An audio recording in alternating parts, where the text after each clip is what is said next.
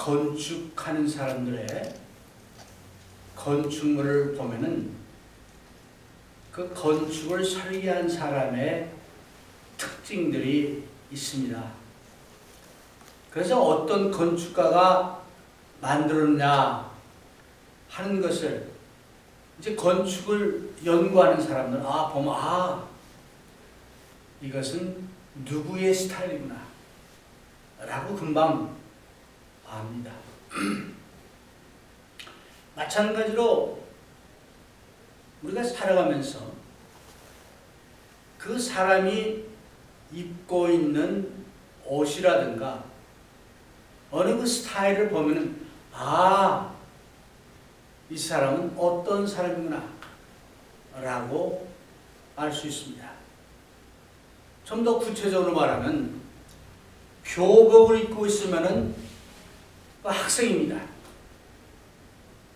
근데 그 학생이 교복을 벗어버리고 군복을 입으면 군인이 되어버립니다. 근데 군복을 벗어버리고 그 사람이 경찰복을 입고 나타나면 경찰이 됩니다.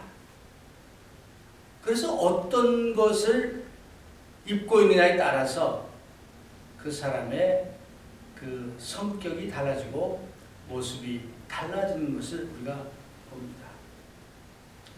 오늘 골로새서에 보면은 특히 그 3장에서 1절에서 한 4절은 하늘의 것을 찾으라, 5절에서 9절에는 세상 것을 죽이라, 10절에서 11절은 예수 그리스도를 닮으라 이렇게 말씀을 하고 오늘 읽은 본문의 말씀이 나옵니다. 그런데 특별히 오늘 읽은 12절, 14절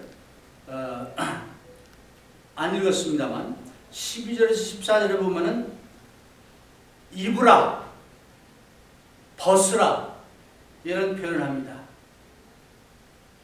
12절에 보니까 그러므로 너희는 하나님이 택하신 거룩하고 사랑하신 자처럼 긍휼과 자비와 겸손과 온유와 오래 참음을 옷 입고 그랬습니다. 입으라. 그 다음에 13절에 보니까 누가 네게 혐의가 있거든 서로 용납하여 피차 용서하되 주께서 너희를 용서하신 것 같이 너희도 그리하고 이 모든 것 위에 사랑을 더하라. 이는 온전하게 매는 띠니라. 그래서 처음에는 벗으라, 그 다음엔 입으라 이런 말이 나옵니다. 이제 그런 것을 전제로 해두고 오늘 말씀을 좀 자세히 그런 안경을 가지고 보면은 어떤 하나의 그 청사진이 보여집니다. 이 청사진은 모든 크리스찬들에게 해당되는 청사진이기도 하고 어찌 보면 그리스도인의 가정, 크리스찬 홈에서 이렇게 하면은 크리스찬 홈이 잘 행복하게 세워질 수 있음을 보여주고 있습니다. 그 비결이 오늘 여기 나와 있습니다. 그래서 크게 두 가지를 보겠어요. 첫 번째는 가족들 간에 올바른 관계를 가져야 합니다. 성경에서 말하는 가족들 간에 올바른 관계를 갖는 청사진은 무엇이냐? 여기 보니까 8가지가 등장합니다. 이 모든 걸 다 우리가 잘 할 수는 없겠지만 이런 것들을 갖추면 가족들의 관계가 정말로 화평하고 행복하고 그 가정이 잘 세워지는 것을 볼 수 있습니다. 첫 번째 두 가지는 첫 번째 제가 본문에는 없습니다만 12절 성경 있으시면 우리 같이 한번 봅시다. 골로새 3장 12절입니다. 같이 읽겠습니다. 그러므로 너희는 하나님의 택하신 거룩하고 사랑하신 자처럼 긍휼과 자비와 겸손과 온유와 오래 참음을 옷 입고 그랬어요. 처음에 가족들 간에 어떤 대화를 어떤 그 취급을 해야 하느냐 하는 게 나오는데 두 가지가 나와요. 긍휼과 자비입니다. 긍휼이란 말은 영어에서 mercy라고 되어 있습니다. 하나님은 긍휼하신 하나님이십니다. 그래서 하나님께서는 모든 하나님의 백성들이 하나님이 긍휼하신 것처럼 너희도 긍휼하라고 말하고 있습니다.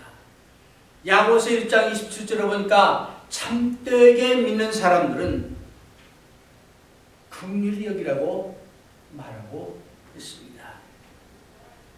이제 우리가 가족들 간에도 여러 가지 이제 관계 속에서 피차 긍휼히 여기는 마음이 넘칠수록 그 가정에는 문제가 아마 줄어들려고 생각합니다. 두 번째 보니까 자비란 말이 나옵니다. 자비라고 하면은 우리가 많이 듣는 어찌 보면 불교에서도 제일 많이 쓰는 용어가 자비죠. 이게 영어에서는 kindness인데 우리말 성경에 우리말 이렇게 번역에는 자비로 되어 있는데 어쩌면 친절이라는 말이 또 더 쉽게 다가오는 말이기도 합니다. 그래서 가족들 간에도 긍휼히 여기고 또 자비롭게 여기는 친절히 하는 그런 자세를 가지고 가족들 간에 서로 관계를 가지면은 그 가정은 행복한 가정이 되겠죠. 평화스러운 가정이 되겠죠. 우리 성경에 한국 성경에는 평화, 평강 뭐 등등 이렇게 번역이 됐습니다만 영어에는 피스의 피스를 어떤 데서는 평강, 어떤 데서는 평화, 어떤 데는 화평 이렇게 다르게 번역을 했어요. 근데 같은 말입니다. 같은 말. 그래서 이제 가족들 간에 서로 긍휼히 여기고 친절하게 대하고 그렇게 하라는 거예요. 네. 그럴 때 거기에 그 가정의 평화가 있게 된다. 그런 겁니다. 여러분은 모르겠습니다만 우리가 살다 보면요 가장 불친절하게 되는 그 관계가 가장 가까운 사람들끼리 그런 일이 많습니다. 가족들 간에도 오히려 다른 사람들한테는 친절한데 가족들한테는 아주 불친절하고 인색하고 그럴 때가 얼마나 많이 있습니까? 어쩌면 예수님의 인격 속에서 이 mercy, 긍휼과 그 자비로운 그 예수님의 성품이 오늘 우리 가정에 있다라고 하면은 우리 가정이 얼마나 변화되는 모습을 갖게 될까요? 그 다음에 보니까 겸손과 온유라 그랬습니다.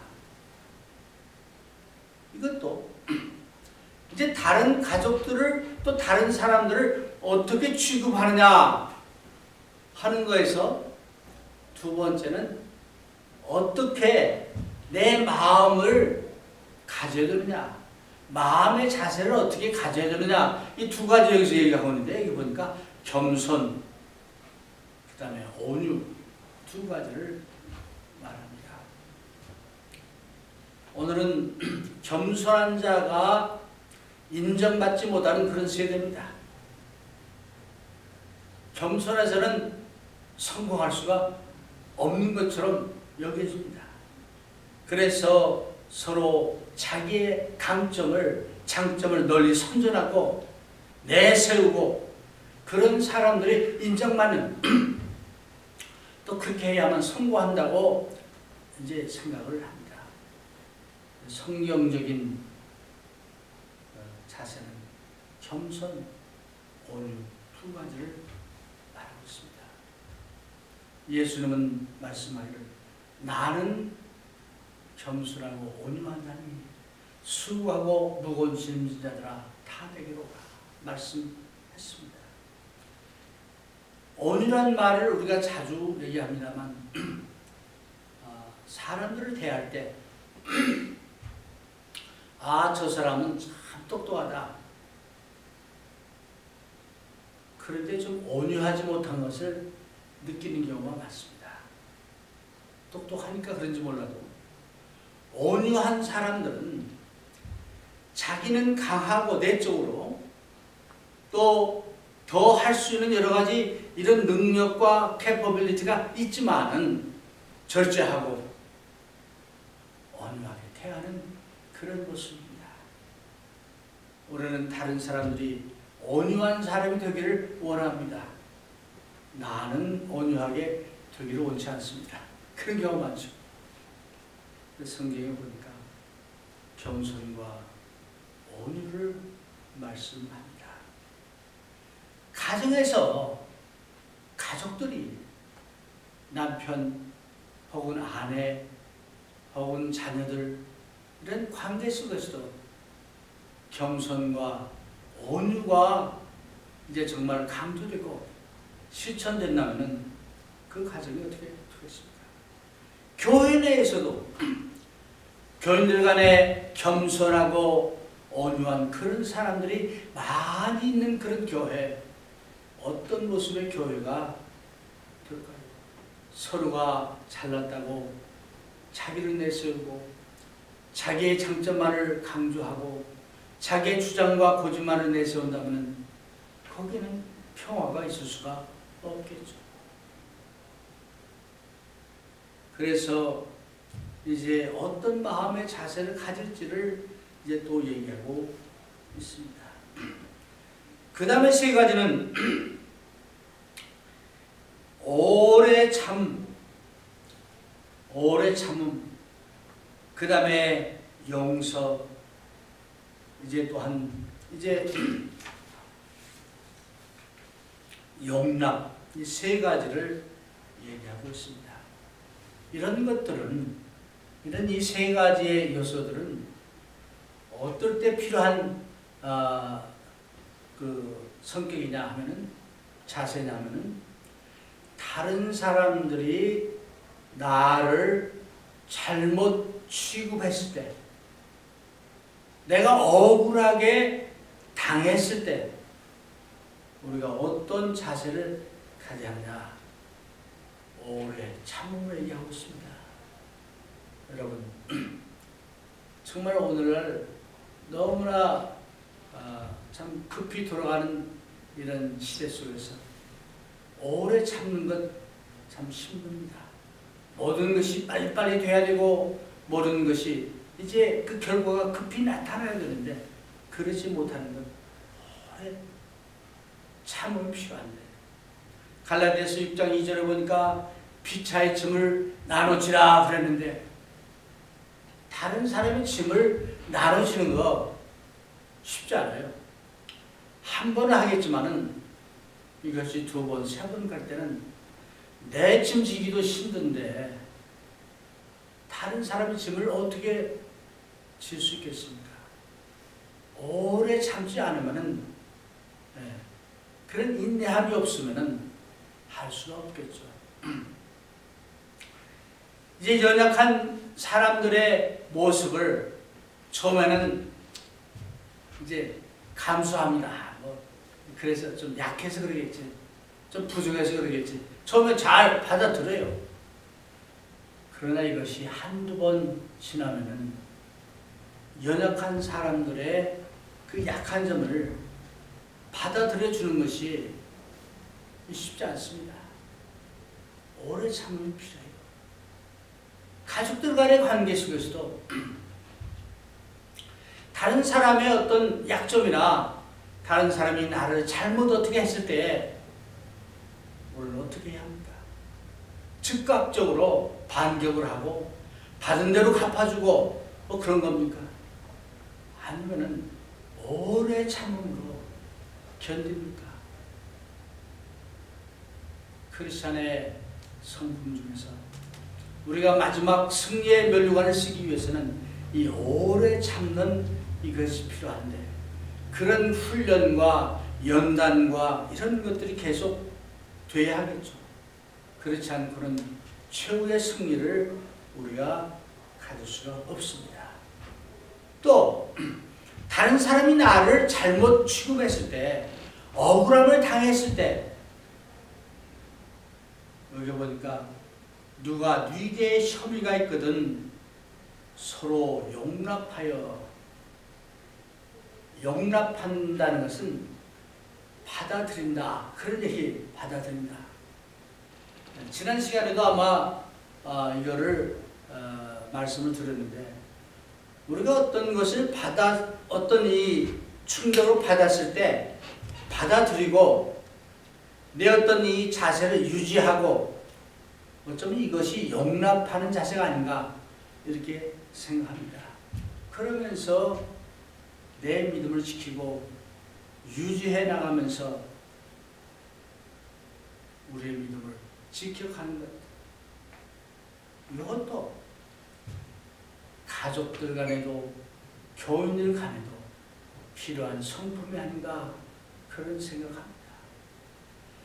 어찌 보면 하나님께서 우리들을 용납하실 때 우리 정말 아까 찬송도 불렀지만 벌레만도 못한 우리들을 위해서 십자가에서 피를 흘리신 그 예수님, 그 하나님의 사랑과 하나님의 용납하심을 우리가 정말 이해한다면 무엇을 용납 못하겠습니까?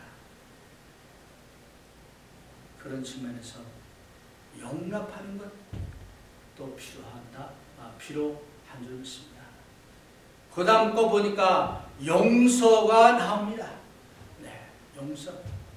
오래 참음, 용납, 용서, 이 세 가지가 내가 어려움을 당할 때, 억울하게 어떤 일을 당했을 때 이런 마음을 갖고 우리가 받아들인다면 많은 문제를 극복할 수 있다고 생각합니다. 어찌 보면 예수님처럼 억울함을 당한 분이 없습니다. 그 예수님께서는 오래 참으시고, 어찌 보면 예수님의 제자를 하면서 하나님을 잘 섬긴다 하면서 수시로 하나님을 배반하고 말씀을 어기고 예수님을 어기는 그런 우리들을 용납하시고 용서하시는 그 주님을 생각할 때 얼마나 우리가 감사할 수 있겠습니까? 우리 또한 그런 주님의 성품을 닮아가야 되겠다, 이런 생각을 합니다.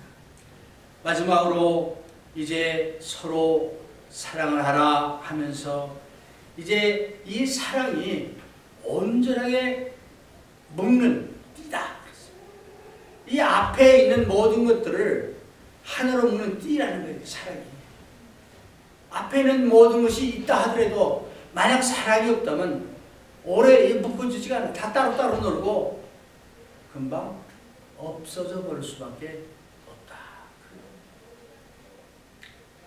사랑이 메말른 또 메말라가는 이 사회 속에서 여러분 정말 이 말씀을 이 말씀 이제 여기서 나온 이런 것들이 우리의 삶 가운데 나타난다 할 때 우리 가정은 놀랍게 변할 겁니다.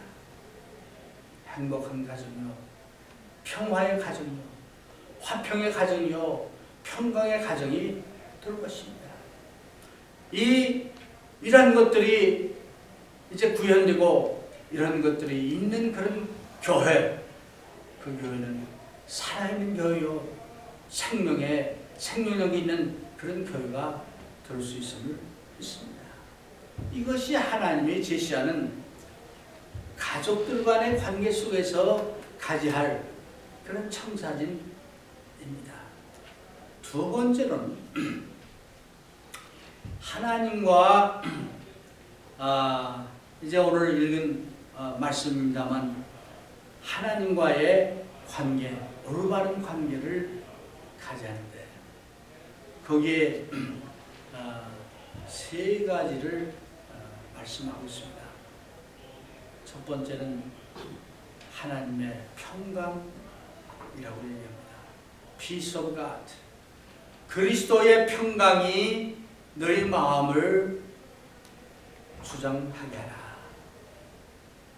그러니까 하나님의 그 평화가 우리의 마음을 주관한다면은, 이 평화가 넘쳐나면은 어딜 가도 어떤 상황 속에서도 우리가 극복하고 감사하고 오히려 기뻐할 수 있는 그런 참 힘이 나올 수밖에 없습니다.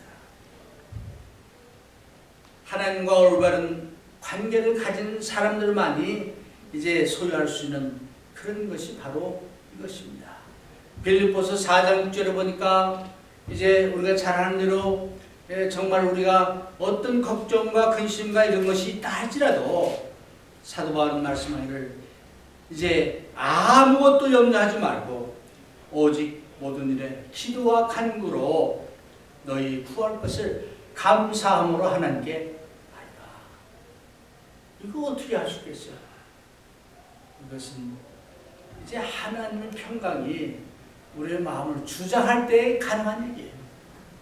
정말 하나님의 평강이, 주님의 평화가 내 마음에 가득 찰 때 이렇게 할 수 있습니다. 두 번째는 감사합니다. 감사.